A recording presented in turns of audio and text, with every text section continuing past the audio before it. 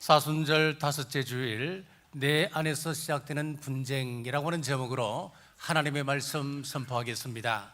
3장의 내용을 잠시 복습하겠습니다. 지혜와 총명이 있는 자가 누구인가 질문합니다. 지혜가 있다면 말만 하지 말고 행함으로 삶으로 증명하라는 겁니다. 무엇으로 드러나야 합니까?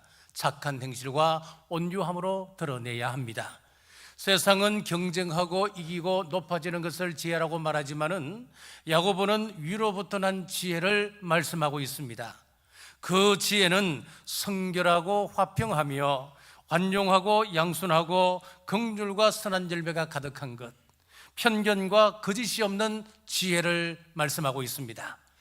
그렇다면은 이 하늘 지혜를 어떻게 우리가 받을 수 있겠습니까? 하나님이 주셔야 합니다. 그리고 동시에 우리 또한 준비해야 할 영적 토양이 있다고 말씀드렸습니다. 에릭 와이너는 천재의 지도에서 천재는 어느 날 갑자기 혼자 등장하는 것이 아니다 그랬습니다. 특정한 시대에 특정한 장소에서 군집하여 나타난다, 여러 명이 함께 동시에 나타난다, 그런 이야기를 했습니다. 왜 그렇습니까? 그 사회가 무엇을 귀하게 여기느냐에 따라서 그 사회가 원하는 사람들이 세워지기 때문에 그렇습니다. 우리 교회는 성결을 귀하게 여기고 화평을 소중하게 여기며 선한 열매가 가득한 삶, 거짓이 없는 정직한 삶을 소중히 여기는 우리 교회 되시기를 주님의 이름으로 축복합니다. 자, 오늘 야고보는 다시 깊은 질문을 우리에게 던지고 있습니다. 첫째, 우리 모두를 향한 질문입니다. 1절 상반절 같이 읽겠습니다. 너희 중에 싸움이 어디로부터, 다툼이 어디로부터 나느냐. 아멘. 역사는 선사시대와 역사시대로 나눌 수가 있습니다. 선사시대라고 하는 것은 기록이 되지 않는 그런 시대, 아직까지 문자가 없었던 시대를 말하고 있습니다. 역사시대는 기록이 시작된 시대부터 시작합니다. 이제 사람들이 기록을 남기기 시작했지요. 그래서 역사시대는 대략 BC 3000년경부터 시작된다고 보기 때문에 지금 인류의 역사는 5000년 조금 넘었다고 볼 수가 있습니다. 우리 대한민국의 역사는 어떻습니까? 당군 왕금의 고조선 건국을 시작으로 보기 때문에 우리 역사는 대략 4000년이 조금 넘었습니다. BC 2333년에 당군 왕금이 고조선을 건국했기 때문에 오늘날까지 보면은 4359년이 되는 겁니다. 자, 그렇다면 질문을 던집니다. 이 긴 역사 속에서 전쟁이 없었던 시기는 얼마나 될까요? 미국의 역사학자 윌 듀런트는 연구 가능한 3400년의 역사를 쭉 분석해 본 결과 전쟁이 없었던 기간은 불과 270년밖에 되지 않았다라고 했습니다. 현대는 어떻습니까?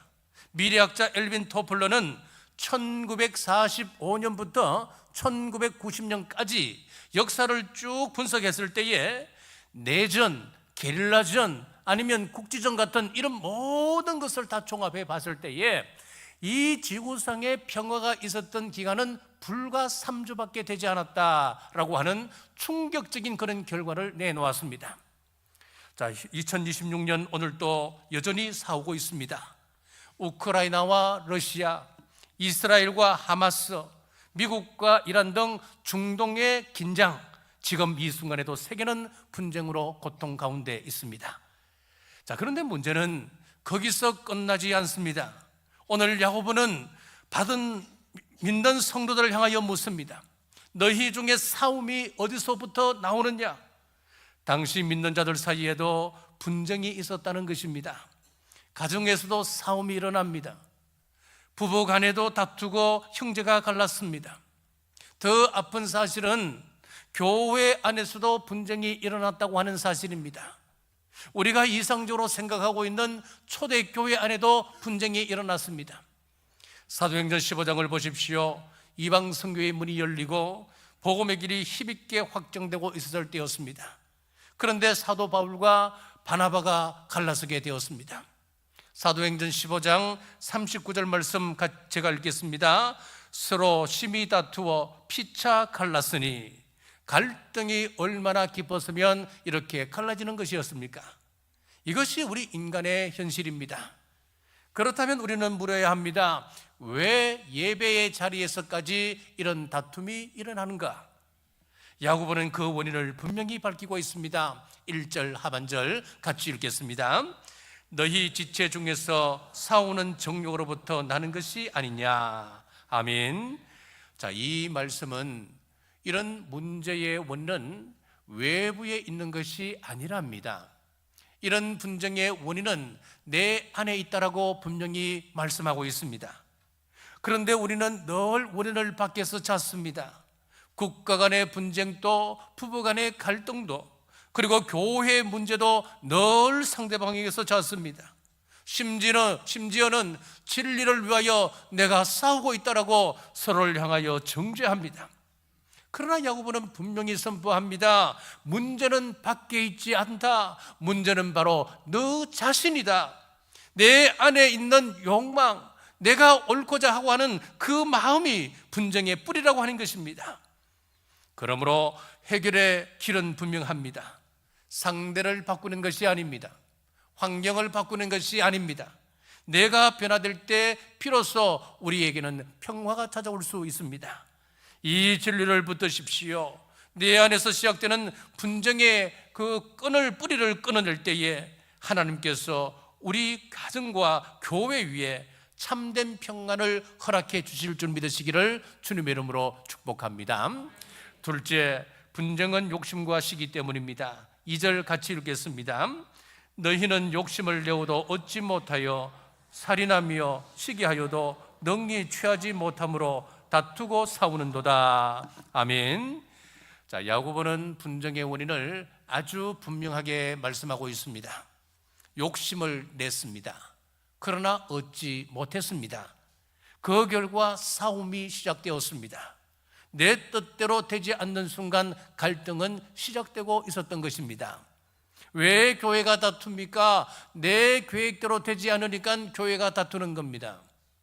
왜 가정이 무너질까요? 내 기대대로 되지 않기 때문에 가정은 무너지는 것입니다. 결국 분쟁의 뿌리는 하나입니다. 좌절된 욕심이라고 하는 것입니다. 그런데 더 무서운 단계가 있습니다. 욕심이 채워지지 아니하면 그 다음에는 미움이 싹트기 시작한다는 것입니다. 미움의 단계로 넘어가는 것입니다. 몇 년 전에 드린 말씀 다시 한번 드립니다. 우리 마음은 어디일까요? 여러분, 마음은 어디 있다고 생각합니까? 한때는 그렇게 생각했습니다. 우리 머리로 생각하고 있기 때문에 우리 머리가 마음이다. 그러니까 아니다. 우리 사람의 생명은 피에 있기 때문에 따뜻한 피를 펌핑해주는 심장이 바로 우리 마음이다. 그래서 마음을 나타낼 때 심장 모양의 하트를 그리곤 했었습니다. 자, 그러나 과학이 발전하면서 마음이 유전자다고 하는 것을 밝히게 되었습니다. 유전자는 우리의 생각과 우리의 말과 우리의 행동 전부를 여기 기록합니다. 그런데 더 중요한 것은 유전자에 기록된 것은 이미 행동한 것으로 본다는 것입니다. 자, 우리 주님께서 마태복음 5장 21절에서 22절에서 이렇게 말씀하고 있습니다. 같이 읽겠습니다. 옛사람에게 말한 바 살인하지 말라. 누구든지 살인하면 심판을 받게 되리라 하였다는 것을 너희가 들었으나 나는 너희에게 이르노니 형제에게 노하는 자마다 심판을 받게 되고 형제를 대하여 나가라 하는 자는 공회에 잡혀가게 되고 미련한 놈이라 하는 자는 지옥불에 들어가게 되리라. 아멘. 구약시대 때는 어떤 사람을 살인자라 그랬습니까? 지금 이 말씀의 앞부분은 모세 율법을 이야기하고 있거든요. 살인이라고 하는 것은 내 손으로 사람을 죽여야 될 때 죽였습니다. 그러면 그 결과를 보고 우리는 살인이다 그렇게 말을 하는 거지요. 그렇게 규정을 한단 말이에요. 그런데 우리 예수님께서는 여기서 한 걸음 더 나아가셔서 그게 아니라는 거예요. 모세의 율법도 물론 맞지만은 중요한 것이지만은 근본적으로 우리 예수님은 더 접근을 하는 건데 뭘 이야기하시느냐면 형제에 대하여 노하기만 해도 심판을 받는다. 형제에 대해서 이 라가라고 하는 이 말은 비속어예요. 욕을 이야기합니다. 욕설을 말합니다. 우리 주위에 있는 형제 자매에게 욕설을 퍼붓고 좀 비속어를 퍼붓고 뭐 우리가 흔히 하는 이야기는 돌대가리 뭐 그런 뜻이에요. 자, 이런 말을 함부로 내뱉는다면 공의에 잡혀가게 된다는 거예요. 그리고 형제에 대해서 야, 이 미련한 놈아 라고 말해도 지옥불에 들어가게 되리라. 여러분, 왜 그렇습니까? 입으로 말만 해도 우리 유전자에는 그것이 다 기록되어져 버리고, 유전자에 기록되어져 버린 것은 이미 행동한 것으로 보기 때문에 그런 것입니다. 우리가 성경을 보면 참 놀랍습니다. 예수님께서 또 이런 말씀을 하셨습니다. 마음으로 음욕만 품어도 가늠한 것이다. 요한 1서 3장 15절에 또 이렇게 말씀합니다. 같이 읽겠습니다. 형제를 미워하는 자마다 살인하는 자니. 아멘. 왜 그렇습니까? 우리 마음으로 생각만 해도 우리 유전자에 기록되어 버리고, 유전자에 기록되어 버린 것은 이미 행동한 것으로 보기 때문에 그렇게 말씀하는 거예요. 놀랍습니다, 여러분. 자, 그러니까 우리가 미워한다라고 하는 것은 단순한 감정이 아닌 것입니다. 우리 성경에 보면 예수님께서 하시는 말씀이 이미 이것은 살인이라고 규정을 하고 있는 겁니다. 사랑하는 여러분, 이 미움의 뿌리에는 무엇이 있습니까? 그것은 바로 시기입니다. 자, 시기라고 하는 말은 라틴어 인비티아에서 왔습니다. 자, 이 단어는 향하여 그런 뜻을 가지고 있죠. 그리고 위데레, 이 위데레라고 하는 것은 본다라고 하는 뜻입니다. 이 두 단어가 합성되어서 인비티아, 사람을 향하여 본다. 그것이 바로 시기라고 하는 인비디아입니다.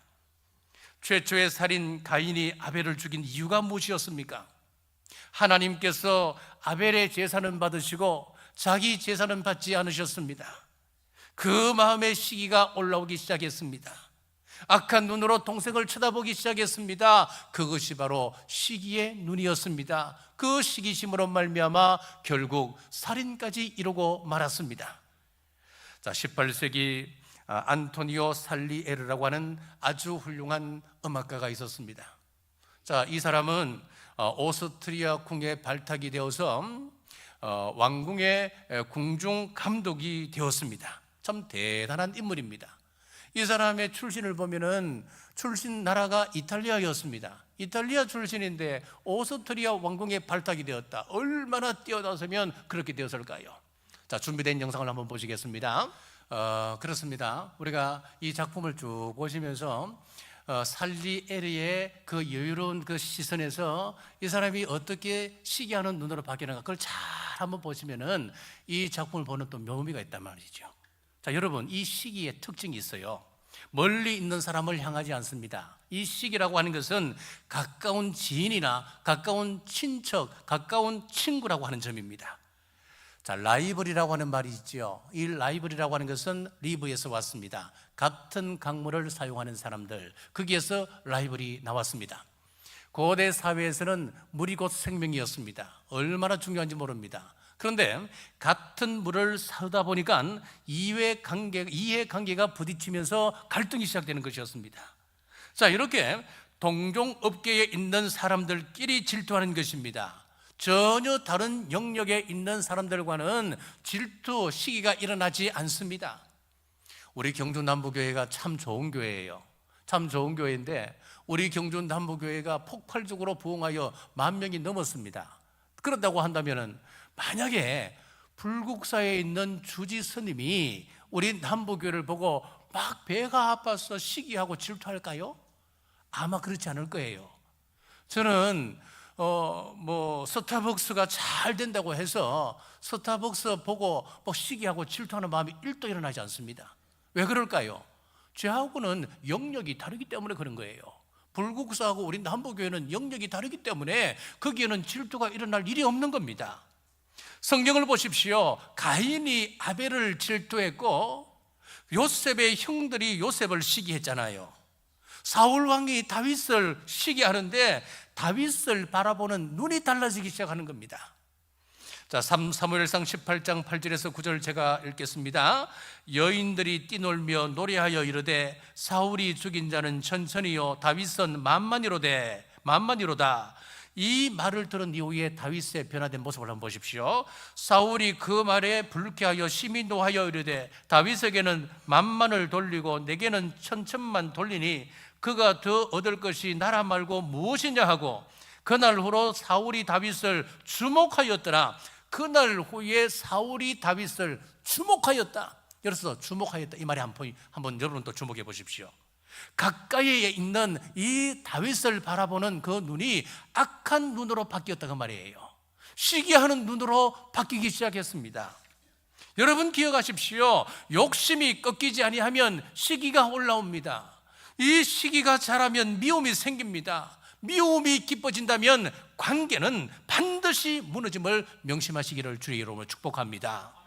자, 셋째, 시기를 버려야 분쟁을 이깁니다. 잠언 14장 30절 같이 읽겠습니다. 평온한 마음은 육신의 생명이나 시기는 뼈를. 아멘.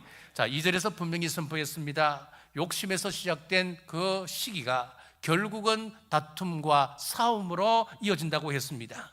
자, 그런데 이 시기는 잠언 14장 30절에 보니까 분명히 선언하기를 뼈를 썩게 한답니다.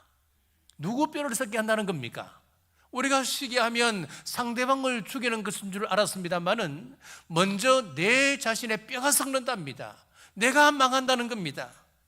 아벨을 시기한 가인은 저주를 받았습니다. 다윗을 시기한 사울도 결국은 망하게 되었습니다. 그러므로 우리는 결단해야 됩니다. 남의 것 비교하며 바라보던 것을 하나님께서 내게 주신 것으로 만족해야 하는 것입니다. 자, 사울왕은 이미 충분히 많이 받은 사람이었습니다. 사무엘상 9장 1절에서 2절 제가 받들겠습니다. 베냐민 지파의 기스라 이름하는 유력한 사람이 있으니 그는 아비엘의 아들이요 스롤의 손자요 베고라스의 정손이요 아비야의 현손이며 베냐민 사람이더라. 기스에게 아들이 있으니 그의 이름은 사울이요 준수한 소년이라. 이스라엘 자손 중에 그보다 더 준수한 자가 없고 키는 모든 백성보다 어깨 이만큼 더 컸더라. 베냐민 지파의 유력한 가문의 집안에서 출생을 했습니다. 이스라엘 중에서 가장 준수한 사람이 이 사람이었다 그랬습니다. 키는 이스라엘 사람들 모든 사람들보다 어깨 이만큼 더 컸다 그랬습니다. 좋은 가문, 뛰어난 외모, 타고난 조건 이미 넘치도록 받았던 사람이 사울이었습니다. 그러나 다윗을 바라보는 순간 감사는 사라지고 시기가 자리 잡기 시작했습니다. 여러분, 남의 떡이 커 보일 수 있습니다. 그러나 하나님께서 내게 주신 떡도 결코 작지 않습니다. 바울 사도의 고백을 붙드십시오. 고린도후서 10장 9절에 보니까 내 은혜가 내게 족하도다. 이 고백이 회복될 때에 우리 마음에 참된 평안이 임할 수 있습니다. 자, 성경에 보면 참 아름다운 믿음의 선진들이 참 많이 등장합니다. 자, 많지만은 그 가운데 한 사람을 들라면 저는 갈렙을 들고 싶습니다. 그는 여호수아를 시기하지 않았습니다. 함께 쓰임받으면서도 비교하지 않았습니다. 끝까지 믿음의 길을 걸어갔습니다. 신약에서 또 한 사람을 찾으라면 저는 2달란트 받은 사람을 말하고 싶습니다. 2달란트, 이 사람은 가장 시험 들기에 쉬운 사람 중 한 사람입니다. 왜 그런지 한번 볼까요? 자, 요즘 하루 일당을 15만 원으로 치면은 1달란트는 얼마 정도의 가치가 있느냐 하면 9억 정도의 가치가 있는 큰 돈입니다. 그러면 어떤 사람에게는 5달란트, 즉 45억을 주었고 또 한 사람에게는 2달란트, 18억을 주었습니다.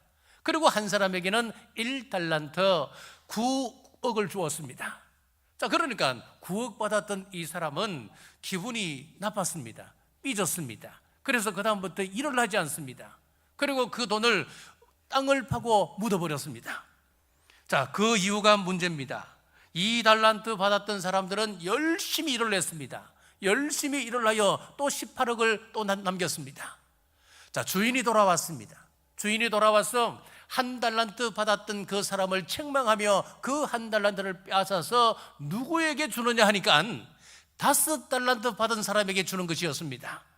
인간적으로 보면 2달란트 받았던 사람에게 주는 것이 훨씬 공평해 보이지 않습니까, 여러분?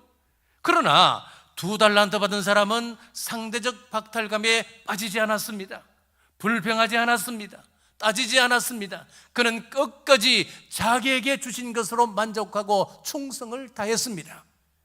우리 하나님은 공평하십니다. 그러나 동일하게 주시는 분은 아니십니다. 그러므로 교회가 건강하려면 2달란트 받은 사람이 많아져야 합니다. 가진 것에 감사하는 사람, 비교하지 않는 사람, 하나님께서 맡겨주신 것 충성하는 그 사람, 이런 사람이 세워질 때 교회는 분쟁을 벗어나 평안 가운데 가게 되는 것입니다. 성경은 이렇게 정의합니다. 고린도전서 13장 4절 말씀 같이 읽겠습니다.